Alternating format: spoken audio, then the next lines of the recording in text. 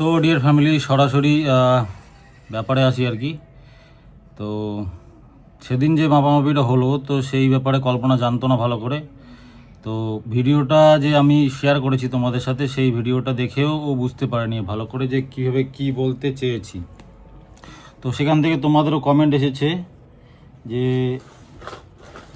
কি দেখালে কিছুই বুঝতে পারলাম না, এই সেই। তো সেই জন্য আজকে আমি ড্রয়িং করছিলাম এখানে তোমাদেরকে বোঝানোর জন্য। এই কপিটাতে তোমাদের বোঝানোর জন্য ড্রয়িং করছিলাম। তো ড্রয়িং করার পর গিয়ে ও বুঝতে পারলো যে ব্যাপারটা কী আর কি। তো সেই জন্যই ওর সাথে আমার কথা হলো। আর কথা হওয়ার পরে তোমাদের আমি ভাইকে কল করে মানে মেসেজ করে বললাম আর কি যে কালকে যে জমিটা ভাগাভাগি হলো সেটা হবে না আর কি।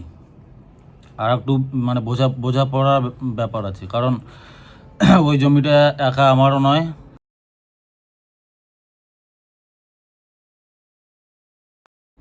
যখন কিনেছি তখন আমার বউয়ের টাকাও ছিল সেখানে, সেজন্যই ওর অধিকার আছে তো কিছু বলার। বড় দাদাকে ফোন করে বললাম, তো বড় দাদা বললো যে আমি তোকে বলতে চাচ্ছিলাম যে এত তাড়াতাড়ি ডিসিশন নিস না, তো একবার আলোচনা করে দেখ তোর ইয়ের সাথে। তারপরেও মানে তুই শুনলি না, সোজা হ্যাঁ করে দিলি, রাজি হয়ে গেলি। তো মেন ব্যাপারটা হচ্ছে যে যেটা আর কি প্রিয়া দিদিমণি এসে ভিডিওতে দেখালো যে আমি নাকি বাড়ি ভাগ করেছি, আগেও আর কেউ ছিল না সাথে। যখন বাড়ি বানায় তখন সাথে ভাইও ছিল। আর যেখান থেকে ওরা ধরেছে যে বলছে যে মায়ের জমিটা কোনো নেই, ধরা হয়নি, তো সেটা একটা ফালতু কথা। তো জমিটা দাদার সামনেও মাপা হলো সেদিন, একদম আমাদের যে তুলসীতলাটা আছে সেখান থেকে শুরু, তার মানে ওখান থেকে মায়ের ঘর শুরু। তো সেখান থেকেই তুলসীতলা থেকেই শুরু, আর গিয়ে শেষ কথায় হলো আমার যে নতুন ঘরের ল্যাট্রিন বাথরুম সেখান অবধি 50% জমি মানে আমার ভাগে, বাকি 50% ভাইয়ের ভাগে। কোন অবধি? ওদের বাড়ির পেছনের সুপারি গাছ অবধি। তো বাকি যে ল্যাট্রিন বাথরুম আছে সেটা আমি ভালো করে জানতাম যে ওদের ভাগে ঢুকেছে, ওইটা নিয়ে লাফড়া। আমি জানি না এটা একটা কোন ধরনের কথা বলতে চেয়েছে ভিডিওতে, মানে গালি শোনানোর জন্য একদম লেগে পড়ে গেছে আমাদের উপর।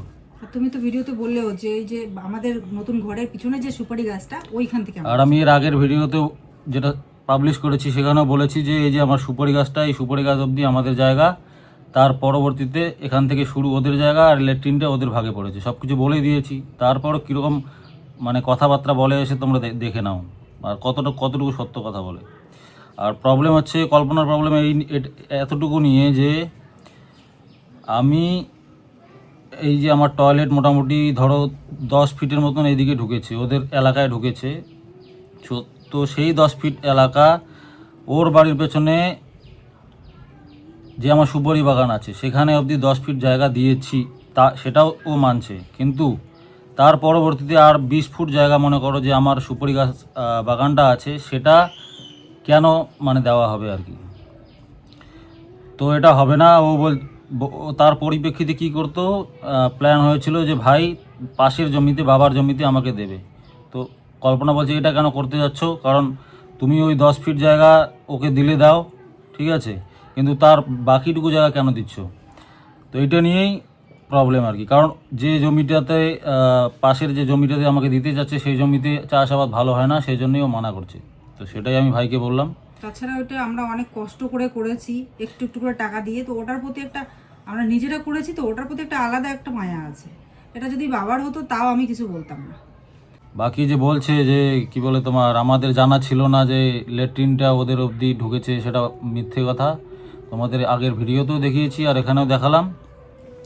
আর কালকেও যে দাদার সাথে মেপেছিলাম বাড়ির যে জায়গাটা, তখন দাদাও দেখেছে যে তুলসীতলা থেকেই শুরু করেছি।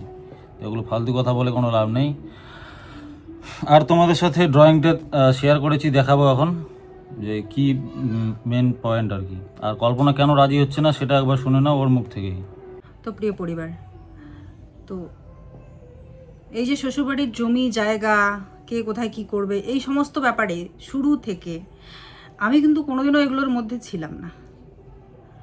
যখন ওই বাথরুমটা করা হয়েছিল তখনও কিন্তু আমি বলেছিলাম, আজও মনে আছে আমার, ওকে বলেছিলাম যে বাথরুমটা না এমনভাবে করো যাতে জমিটাকে 2 ভাগ করলে যেন যে কোনো 1 ভাগে পড়ে, তাতে করে অসুবিধা হবে না। যদি ওই দিকে পড়ে তাহলে ওই দিকে আমরা বাড়ি করব, আর যদি এই দিকে পড়ে তাহলে হচ্ছে ওরা যেদিকে বাথরুমটা পড়বে সেদিকে আমরা বাড়ি করব, এটা আর কি ভেবেছিলাম। তো আমি তখন ওই জন্য বলেছিলাম যে বাথরুমটা যেহেতু আমাদের এইদিকে শ্বশুরের ভিটেতে আমরা আছি বর্তমানে, তো বাথরুমটা এই সাইডে করো। তো আমার মা মানে শাশুড়ি মা বললেন যে না, বাথরুমটা ওই সাইডে করতে। তখন কি হলো, বাথরুমটা গিয়ে মানে ওরা বর্তমানে যেখানে আছে সে সাইডে গিয়ে পড়েছে। এই কথা কিন্তু আমি অনেক আগেই বলেছি। কারণ কি বলতো, আমি এটা চোখে দেখা সমাজে যে কেউই বুড়ো বুড়ি অবধি একসঙ্গে থাকে না, ভাই ভাই। একটা সময় গিয়ে সবাই সেপারেট হয়, কারণ তাদেরও বাচ্চা কাচ্চা হয়। একসঙ্গে এতগুলো লোক তো একটা ফ্যামিলিতে থাকে না, বিশেষত খুব রেয়ার এরকম কেস দেখা যায় যে একসঙ্গে আছে এতগুলো লোক একসঙ্গে। তো বেশিরভাগ যেহেতু ওরকম থাকে তার জন্য আমি বলেছিলাম ওইভাবে। তো যাই হোক, ও তখন ওর মার কথা মতো বাথরুমটা ওইদিকে করে। তো আমি ভাবলাম ঠিক আছে, ওইদিকে যেহেতু করেছে, তা আমার শ্বশুরমশাই যখন ছিলেন উনিও তখন বলতেন যে কল্পনারা তো এই ঘরে থাকবে না, এই হাওয়ালটা এদিকে ছেড়ে দিয়ে ওই সাইডে গিয়ে ওরা বাড়ি করবে, ওইদিকে একটা দোতলা ঘর করবে কল্পনারা, এমনি মজা করে হেসে বলতেন। আর আমি ভাবতাম যে সত্যি তাই, তাহলে কখনো যদি বাড়ি করি, এদিকে তো একটা হাফ ওয়াল টোয়াল আছে, এদিকে মাটির ঘর ঠরগুলো আছেই, তো ওই দিকে গিয়ে হয়তো আমরা বোধহয় বাড়ি করব। আমার কিন্তু এটা নিয়ে কখনোই সমস্যা ছিল না যে পিছনে বাড়ি করব না, আমাকে সামনেই লাগবে, বা কেন এদিকে আমি পিছনে পড়ে থাকবো কেন, এগুলো ছিল না। আমি মনে মনে আবার ভেবেছিলাম সত্যি বোধহয় আমাদের বাড়ি ওদিকেই হবে, যে বাবা যেহেতু ওরকম করে বলেছিলেন। তো যাই হোক, এখন আমরা যখন বাড়িতে ছিলাম না তখন ওরা বাড়ি করে ওই দিকটায়। যখন ওদের মানে টাকা পয়সা হলো তখন ওরা বাড়ি ওই দিকটায় করে নিল, ভালো কথা।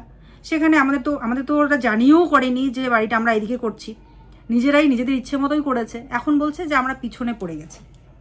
তো যাই হোক, এখন ওদের সমস্যা মনে হতেই পারে, সেখানে তো আমরা এখন কিছু করতে পারবো না। আমরা যেহেতু এখানে বাড়িটা করেই ফেলেছি, এই বাড়িটা করার আগেই যদি ওরা বলতো যে তোমরা এখানে বাড়ি করো না, আমরা পিছনে কেন পড়ে থাকবো, তাহলে এই এত বড় বিল্ডিংটা করা হতো না। তোমরাই বলো, এতগুলো লাখ লাখ টাকা খরচা করে এত বড় একটা বিল্ডিং বানিয়ে এখন যদি বলে আমরা পিছনে পড়ে আছি, আমাদের কি হাতে কি কিছু করার থাকবে বলো তো? কিছু করার থাকবে না। তো যেহেতু বাথরুমটাও আমাদের ওইদিকে করা হয়ে গেছে, সেটাও আমরা কিন্তু ইচ্ছাকৃতভাবে করিনি যে ওইদিকে করি তাহলে আমাদের ভাগে বেশি আসবে, এটাও কিন্তু নয়। করা হয়ে গেছিলো, মা তখন ওদিকে করতে বলেছিল, একসঙ্গেই সবাই ছিলাম, করা হয়ে গেছিলো। এখন তো আর কোনো সলিউশন নেই, এখন যেহেতু ওদের ভাগে পড়ে গেছে, এখন আমাদেরকে জায়গা ছেড়ে দিতে হবে, তাই না? তো প্রথমত ওভাবে ভাগ হয়েছিল যে আমরা যেহেতু ওদিকে ঢুকে গেছি, ওরা এদিকে ঢুকে যাবে, তো ওদের ছাপড়াটা ওরা এদিকে ঢুকিয়ে দিল। এখন ওদের মনে হচ্ছে যে না, এইভাবে হবে না, আমাদেরকে সমান সমান জায়গা লাগবে। তো সেটাও ও মেনে নিয়েছে যে ও সমান জায়গা করে পিছনের দিকে ছেড়ে দিয়েছে। তাতেও আমার কোনো দুঃখ নেই, কারণ হ্যাঁ সত্যিই তো, কেনই বা আমরা বেশি নেব, ওরা কেন কম নেবে, তাই না? যা হবে সমান সমান হবে। তো শ্বশুরের জমিটা যেহেতু সমান সমান ভাগ করা যাচ্ছে না, এত কষ্ট করে আমরাও একটা বাথরুম বানিয়েছি, যে বাথরুমটা সবাই ইউজ করেছি দরকার যখন ছিল। এখন আমাদের নতুন ভালো ভালো বাথরুম হচ্ছে, অ্যাটাচ বাথরুম হচ্ছে, কিন্তু বিপদের দিনে তো ওই বাথরুমটাই সবার কাজে লেগেছে। তো সেই বাথরুমটা এত কষ্ট করে, টাকা তখন অনেক বেতনও কম ছিল, অনেক কষ্ট করে ও বানিয়েছে, ভাঙতে মায়া লাগে, তো তার জন্য ওটা আছে। তো তার জন্য আমরা এদিকের ওদের ছাপড়াটা হয়তো ভাঙবে, তাই এদিক থেকে আমরা জায়গাটা নিচ্ছি, আর তার পরিবর্তে আমাদের সেম জায়গাটা আমরা পিছনের দিকে দিচ্ছি। তো সেটাতে ওরাই রাজি ছিল, যে পিছনে ওরাই বলেছিল আজকে থেকে 6 মাস আগেই, ভিডিওতে মাস আগে যেন কয়েক মাস আগেই বলেছিল যে ভাসুর দাদা আসলে আমরা পিছনে যাই, মানে রান্নাঘরটা বাড়াতে হবে, জমি মাপতে হবে। হ্যাঁ, তখনই আমি বুঝে গেছিলাম যে কেউ একজন এসে বলেছিল, তো ওই পার্টিকুলার ওই ভিডিওটাই আমি দেখেছি, সেরকম একটা ওর ভিডিওও দেখি না, তো দেখেছিলাম, তো বুঝেছি হয়তো ওরা পিছনের দিকে সুপারি বাগান থেকে জায়গা চাচ্ছে, ভালো কথা। তো সেই দিক থেকে ও পিছন দিকে জায়গা দিল, এখন সেখানে আমার কোনো সমস্যা নেই। তারপরে ওকে নাকি বলেছে যে তার পরবর্তী যে সুপারি বাগানটা আছে, ওদের ভাগেরটা ওদেরকে দিয়ে দেওয়া হলো, তারপরের যে অংশটা আছে সেইটাও ওকে দিয়ে দিতে, আর ও তার পরিবর্তে ওকে এদিকে বাবার শ্বশুরের যে জমিটা সেটা দেওয়া হবে। তো এইটা কিন্তু আমি জানতাম না, আমি মানে ওর সঙ্গে সেরকম কোনো আলোচনাই আমার হয়নি, কারণ আমি ওই যে সত্যি বাস্তব তো এটাই, যে আমি কখনো সংসারে নাক গলাই না, বা আমাকে ও এত কিছু শেয়ার করে না। মহিলা হয়ে, একজন বাড়ির বউ হয়ে আমি কিন্তু এত নাক গলাই না, যার জন্য আমি জানি না। প্রমাণিত এটাই হলো যে সত্যি আমি এগুলোতে নাক গলাই না, আমার হাজব্যান্ড এগুলো সব কিছুতে আমাকে ইনভলভ করে না। তো যাই হোক, ও আমাকে জানায়নি, তো আমিও জানতাম না যে কি হয়েছে। তারপরে ভিডিওটা আজকে দিয়ে দিল, সব ডিসিশন হয়ে গেল, বড় ভাসুর দাদার সবাই মিলে নাকি ওখানে মাপ করেছে, যা যা ডিসিশন নিয়েছে, আমাকে তো ও জানায়নি। আমি ভেবেছি হয়তো মানে এটাই স্বাভাবিক না, যে আমরা যে জায়গাটা ওদের ইউজ করছি সেই জায়গাটা ওদের দেওয়া হবে, তো সেটাই হয়তো হয়েছে। কিন্তু ওইটা জানতাম না যে আমাদের জমির পরিবর্তে ওরা শ্বশুরের জমিটা মানে অল্টারনেট করবে আর কি, আমার জমিটা তুই নে, তোর জমিটা আমাকে দে, এই জিনিসটা আমি জানতাম না। তো তারপর কি হলো, ও ভিডিও করে দিয়েছে, ভিডিও ছেড়ে দিয়েছে, কারণ একটা প্রমাণ তো থাকা দরকার, তাই না? কালকে গিয়ে সমস্যা যাতে না হয়, দুজনের যেন একটা ক্লিয়ারেন্স থাকে, তার জন্য ওই ভিডিওটাও দিয়েছে। যাই হোক, তারপরে তোমরাও কিন্তু অনেকে বুঝতে পারোনি, আমি যে শুধু বুঝতে পারিনি তা কিন্তু নয়, তোমরাও অনেকে বুঝতে পারোনি যে ব্যাপারটা কি। তোমরা অনেকে বলছিলে যে তাহলে তোমারই তো মনে হচ্ছে তোমার ভাগেই বেশি আছে জমিটা, ওর ভাগে কম পড়েছে, এরকম বলছিলে। তো ও কি করলো, সকালবেলা বলছে তাহলে আমি ওদেরকে বুঝিয়ে দিই। তো এই যে এই কাগজটা, এটাতে করে ও বোঝাচ্ছিল। এই ভিডিওটা এখনও আছে, সকালে যেটাও করছিল। তো আমি ভালো করে দেখছিলাম, কারণ আমি ভালো করে বুঝতে পারিনি, দেখছিলাম দেখি একটু কোথায় কি করেছে। তো যাই হোক, ও এটাতে যখন বোঝাচ্ছিল তখন সুন্দর করে, ও ভিডিওতে কিন্তু অত ডিটেলসে বলে নাই, তাই জন্য আমি পাশে ছিলাম, তাও বুঝতে পারিনি। এখানেও সুন্দর করে বলছিল যে ওদের যে জায়গাটা আমরা বাথরুমে পেয়েছি সেই জায়গাটা আমরা এদিকে পিছনে ছেড়ে দিলাম। ও বললো যে পিছনে জায়গা আমাদের দিকে দেখ সুপারি বাগান থেকে, এটা ওদেরই কিন্তু প্ল্যান ছিল, মানে ওরাই এই ডিসিশনটা দিয়েছে, আর ওদের কথা মতোই কিন্তু আমরা জায়গাটা ছেড়ে দিয়েছে। তারপরে ও বললো যে তার পরবর্তী যে সুপারি বাগানটা আছে, হ্যাঁ এই যে তার পরবর্তী যে জায়গাটা আছে সেটাও আমার ভাই ডিমান্ড করলো যে এইটা আমাকে দে, আর আমার যে এদিকে বাবার জমিটা আছে সেইটা তুই নে, সেখানে তোর সুপারি যে গাছগুলো আমি লাগিয়ে দেবো। যখন আমি এইটা শুনি তখন আমি অবাক যে এটা কি। কারণ কি বলো তো বন্ধুরা, এই জমিটা অনেক কষ্ট করে আমরা নিয়েছি। যখন এই জমিটা আমরা নিই না, তখনও অনেকের চোখ লেগে গেছিলো, অনেক প্ল্যান করেছিল যাতে এই জমিটা আমাদের না হয়। সংসারের কথা আমি বলি না, চাইলে সেই কথাটাও আমরা বলতে পারতাম যে কারা এই জমিটা আমাদেরকে যাতে নিতে না পারি তার জন্য প্ল্যান করছিল। সংসারের কথা না, অশান্তি, এইসব ঝগড়াঝাটি আমিই চাই না, আমি বলতে চাই না, কোনো কিছুই বলি না। তো যাই হোক, সব কিছু মনের দুঃখ মনে রেখে, শুধু ভগবানের উপর বিশ্বাস রেখে যে আমরা কষ্ট করে নিজেদের মতো করে একটা ছোট্ট জমি করব। আমাদের তো কিছু নেই, কারণ এই জমিটা মা ওকে দিয়ে দিয়েছিল, আমাদের কোনো পার্সোনাল এক টুকরো জমিও ছিল না। তো তার জন্য আমরা ওর টাকা আমার টাকা দুজনের টাকা মিলে অনেক কষ্ট করে, অনেক স্বপ্ন নিয়ে, ভালোবাসা দিয়ে এই জমিটাকে আমরা গড়ে তুলেছি, এই জমিটাকে আমরা করেছি, যেটার কিন্তু কাগজপত্র ঠিকঠাক আছে। যাই হোক, আর ওইটার কিন্তু কাগজপত্র নেই, ঠিক আছে? ওটার বাবার যেটা জমি, ওটার কিন্তু কাগজপত্র নেই। আমরা যেটা কিন্তু কিনেছি এটাতে কিন্তু কাগজপত্রও আছে, আর জমিটা বেশ উর্বর, খুব ভালো একটা জমি। তো সেই জন্য আমার মানে প্রথম নেওয়া একটা জমি আছে না, ইমোশন অনেকটা, এটা আমার কাছে অন্তত পক্ষে এটা জমি না, এটা আমার ইমোশন।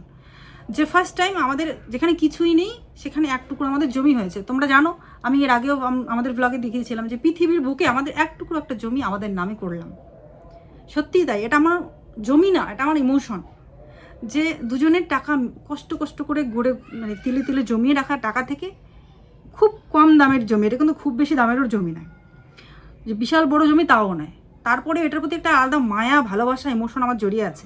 এই জমিতে আমরা দিনের পর দিন খেটেছি, এখানে তোমরা দেখেছো কতটা পরিশ্রমও করেছে। এখানে সার বসানো, জমিগুলোকে খুঁড়ে এগুলোকে লাগানো, বেড়া দেওয়া, নেট দিয়ে ঘিরে দেওয়া, সেখানে কি বলে ওটাকে, খুঁটি দিয়ে, সিমেন্টের খুঁটি লাগিয়ে দেওয়া, দিন রাত অক্লান্ত পরিশ্রম এখানে করেছে। আর একটা অনেক ভালোবাসা দিয়ে আমরা এটাকে যত্ন করে রেখেছিলাম ঘিরে, যেটা আমাদের জমি, একটা আলাদা ইমোশন। তো সেই জমিটা ও বলেছে এটা আমি নেবো, তুই ওটা নে, মানে এটার তো কোনো দরকার ছিল না। ওদের যে প্রাপ্য জমি, যতটুকু প্রাপ্য ওদের ভাগের, ততটুকু তো আমরা দিয়েইছি, আমাদের কেনা জমি থেকেই দিলাম, কেননা আমাদের যেহেতু বাথরুম ঢুকে গেছে, কিছু করার নেই। কিন্তু তারপরে অল্টারনেটটা আমি রাজি ছিলাম না, আমি বললাম যে না, এটা না করলেও হয়। যেহেতু কেন বলো তো, এই গাছগুলো অলরেডি অনেক বড় হয়ে গেছে। একটা গাছ ছোট থাকতে ওগুলোকে বারবার নড়ালে নাকি সুপারি গাছ ভালোই হয় নড়ানো, কিন্তু এগুলো কিন্তু ওই পর্যায়ে আর নেই, এগুলো কিন্তু অনেক বড় হয়ে গেছে, সুন্দর করে মানে বিস্তার করছে নিজেদেরকে। এত সুন্দর গাছগুলোকে এখন যদি আবার এত বড় গাছগুলোকে তুলে আবার অন্য কোথাও লাগানো হয়, জানি না কতটা গিয়ে ওখানে অ্যাডজাস্ট করতে পারবে গাছগুলো। এই জমিতে প্রচুর জল দেওয়া হয়েছে, খুঁড়ে সার দেওয়া হয়েছিল লেবার লাগিয়ে, প্রচুর পরিশ্রম করা হয়েছে এই জমিটাতে। তারপরে যদি গাছগুলো না বাঁচে কেমন লাগবে বলো তো? এই যে এত পরিশ্রম কোথায় যাবে বলো তো সেগুলো? তাই জন্য আমি বলেছি তুমি গাছগুলোকে আর নড়িও না, এত রিস্ক নিও না, আমাদের যে গাছগুলো যেখানে আছে সেখানেই থাক না, সেখানেই থাক। তুমি যে ওদের প্রাপ্য জায়গা ছেড়ে দিয়েছো, সমান সমান ভাগ হয়ে গেছে শ্বশুরের জমি, বাড়ির ভিটা যে আছে সেটা সমান সমান তো হয়ে গেল না, সমস্যা তো থাকার কথা না। তাহলে তারপরে আমরা এই জমিটা অল্টারনেট করতে আমি চাচ্ছি না, কারণ এখানে আমারও কিছু হলেও কষ্টের টাকা আছে। আমি সেরকম তো ইনকাম করি না, তোমরা জানোই। আর আমি পরিচিতি পাওয়ার জন্য কাউকে নিয়ে ভিডিও করিনি। যদি কেউ আমি মনের দুঃখে বাড়ি থেকে বেরিয়েছিলাম, ওই মুহূর্তে যদি কেউ বলে যে নিজেদের স্বার্থে বাড়ি থেকে বেরিয়েছে, তখন কি আমার কতটা কষ্ট লাগবে তোমরা একবার ভাবো তো। তুমি ধরো বাড়ি থেকে, তুমি যে দেখছো তাকেই বলছি, তুমি ধরো বাড়ি থেকে অনেক কষ্ট নিয়ে বাড়ি থেকে বেরিয়েছো, বাধ্য হয়েছো বেরোতে আর কি। আর তারপর যদি কেউ বলে নিজেদের স্বার্থেও বেরিয়ে গেছে, নিজের স্বার্থে বাড়ি থেকে বেরিয়েছে, তোমার কেমন লাগবে একবার ভাবো। আমারও সেম ফিলিংটা হয়েছিল। তো ডিয়ার ফ্যামিলি, এবার ভাগাভাগির কি করব, কি বলে তোমার, ওরা ধমকি দিচ্ছে এটাই যে ল্যাট্রিন বাথরুমটা ওদের ওইদিকে ঢুকেছে, তারই পাওয়ার দেখাচ্ছে। তো এখন আমি বলে দিচ্ছি যে দরকার যদি পড়ে ল্যাট্রিন বাথরুমও ভেঙে দেবো। আমি কোথায় কীভাবে ম্যানেজ করব না করব সেটা দেখা যাবে এখন। ও লম্বায় বাড়ি করে সেই বাড়িটাও ভাঙা হবে বলছে। আর কি বলে তোমার, বলছে যে লম্বালম্বি বাড়িটা করে তোর বাড়ি ভাঙবো, মানে ভাগ করতে হবে আর কি, লম্বালম্বি করে। তো এত আমার পাকা ঘর দেখে এত জ্বলে লাভ নেই, ঠিক আছে। আর আমি ওখানে বলিনি যে বাড়ি বানানোর জন্য, মানে পিছনে গিয়ে ওটা তোদের বানানোর আগে যদি বলতো, বিল্ডিংটা বানানোর আগেই বলতে লাগতো, তাহলে এত টাকা হয়তো বোধহয় খরচাও করতাম না ওখানে। তো এটাই কথা, আমার যে সীমানা আছে নতুন ঘরের বাথরুম, সেই বাথরুম অবধি মানে আমি রাখবো, যেটা আমার মেপে যতটুকু আমি পেয়েছি আর কি। বাকি যে ল্যাট্রিন আছে সেটা ভেঙে দেবো, কোনো সমস্যা নেই। তারপরেও আমি আমার পেছনের এক টুকরা জমিও দেবো না, কারণ ওটাতে ডকুমেন্ট সব কিছু রেডি আছে। তো এখন তোমরাই বিচার করো যে আমাদের নিজের জমিটা আমরা অল্টারনেট করতে চাচ্ছি না, এটাই কি আমাদের অপরাধ? ওকে সকালে মেসেজ করে এটাই বললাম যে কি বলে তোমার, অতটুকু যেটা ল্যাট্রিন বাথরুম পড়েছে ততটুকু তোকে দেওয়ার জন্যে রাজি আছি। বাকি যতটুকু বাঁচে আর কি আমার সুপারি বাগান, তো ততটুকু দিতে পারবো না। আর বাবার জমি তোরই থাক, আর ওই যতটুকু আমার থাকবে বাকি অতটুকু আমারই থাকবে। তো ফোন করে অনেক কথা বললো, যেগুলো আমার কাছে রেকর্ডিং আছে, যদি সম্ভব হয় দরকার পড়ে কোনো দিন তোমাদের সাথে শেয়ার করব। চলো ভিডিও বাড়াই না, আজকের জন্য এতটুকুই। আর কথা হয়েছে যে বুধবারে এবার পার্টির লোক নিয়ে আসবো, প্লাস সরকারি আমিন নিয়ে আসবো, একদম ফাইনালি যা হবে ডিসিশন হবে। তো এখন ওদের মেন্টালিটি দেখো কীরকম, বলছে কল করে যে বাড়িটা মনে করে এভাবে স্কোয়ার ফিটে আছে, তো এভাবে ভাগ করা আছে 2 স্কোয়ারে। তো এখন এটাকে লম্বালম্বি করতে হবে, তার জন্য কার ঘর বাড়ি ভাঙা পড়ুক কোনো অসুবিধা নেই নাকি। মানে আমার বাড়ি ভাঙার চেষ্টা কতটুকু চলছে আর কি। তো সেই জন্যই পার্টির লোককে ডাকবো, প্লাস থানার লোককেও জানাবো, ঠিক আছে। দরকার পড়লে তারাই বিচার করবে, না হয় বাকি দেখা যাবে। তো চলো আজকে আর ভিডিও বাড়াচ্ছি না। তো ডিয়ার ফ্যামিলি, তোমাদের সাথে চলো শেয়ার করি যে অ্যাকচুয়ালি ভাগাভাগিটা কীভাবে হয়েছে জমির।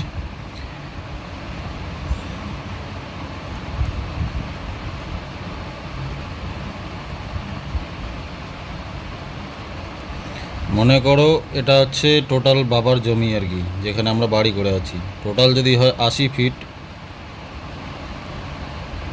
ফিট যদি টোটাল এরিয়াটা হয়, তো 40 ফিট আমার ভাগে পড়ে হিসেব মতো, আর 40 ফিট ওর ভাগে পড়ে।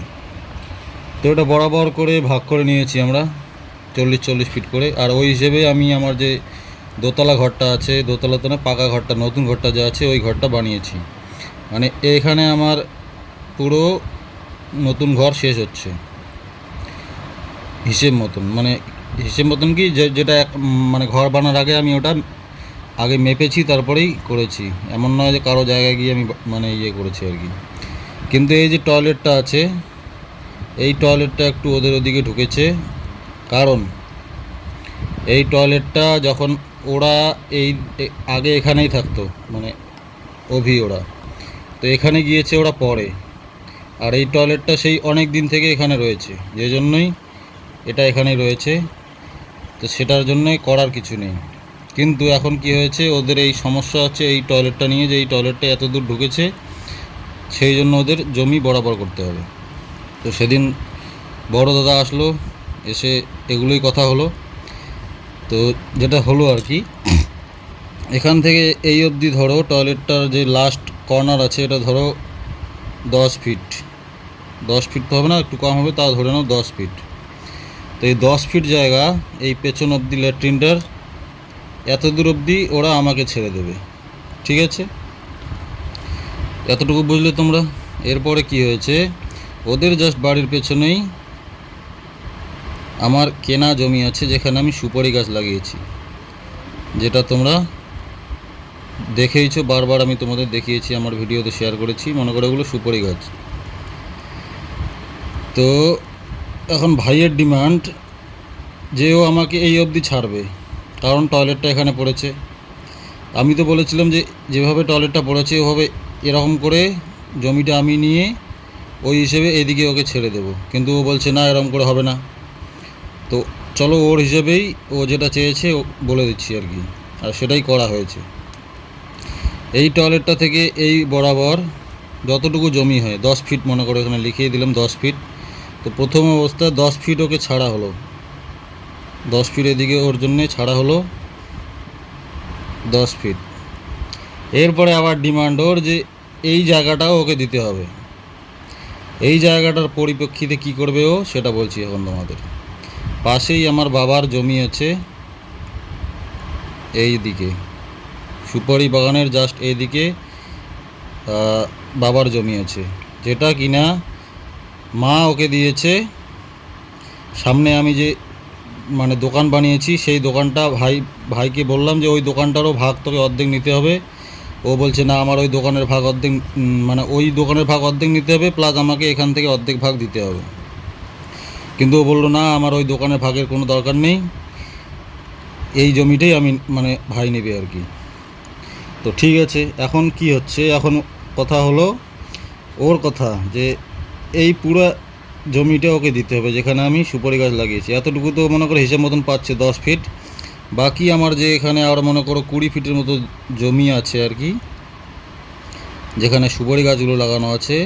তো এই 20 ফিট জায়গা ও আমাকে বাবার যে জমিটা আছে এদিক থেকে আমাকে 20 ফিট ও দিবে, ঠিক আছে? 20 ফিট আমাকে দিবে, প্লাস সুপারি গাছগুলো এখানে লাগিয়ে দেবে। সেটা ওর কর্তব্য যে সুপারি গাছগুলো লাগিয়ে দেবে এখানে। এমনিতে এই জমিটা উর্বর নয়, তারপরেও ওর কথা মেনে নিলাম যে যাতে আর কোনো দিন পরবর্তীতে এই সমস্ত ব্যাপার নিয়ে সমস্যা না হয়। তো এবার তোমরা বলো যে কোথায় বেশি নেওয়া হয়েছে জমি আর কি, কমেন্ট করে বলো, অপেক্ষায় থাকলাম।